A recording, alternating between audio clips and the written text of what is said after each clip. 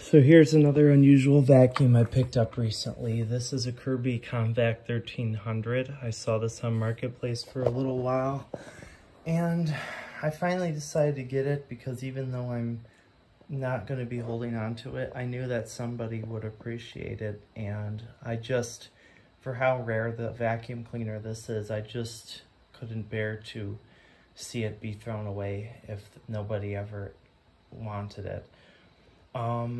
I don't know if it runs because it didn't come with a cord, and I don't have a proper cord to be able to use on this machine to test it. But I'm sure it does run. And even if it doesn't, I'm sure it can be fixed real easily. The story behind this machine, how this machine came to be, is in the 1980s, Kirby started to sell some of their vacuum cleaners in vacuum cleaner shops, and a lot of commercial clients bought them, and even some residential people bought them. So this machine was actually owned privately. This was not for a commercial cleaning job.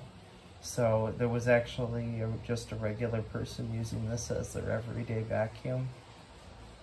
But what happened is Kirby distributors got very angry with Kirby because essentially what was happening is customers could just go into a vacuum store and buy the same machine, and often at a bit of a lower price. So that angered Kirby distributors a lot. So eventually they just stopped selling these machines. And you don't see a lot of them today because they didn't sell a whole lot of them, especially these style. This is a smaller platform that uses a more of a, the old Sanatronic style platform. So you can see it's got the smaller body style to it. A lot of the commercial people, they bought the bigger, the heritage style Comvac because it was a larger platform and it could clean larger surface areas. This was made around the era of the heritage model, so this vacuum was probably made around 1982, 1983, somewhere around there, because it has that orange pattern bag, which was the era of the first heritage model. It does use a bag, but it's not a regular Kirby bag. You can see, ooh, it's dusty. You can see it uses more of an, almost like an F&G or Royal style bag. I haven't really even cleaned this machine up because I'm about to resell it to another vacuum collector. I just picked it up for them.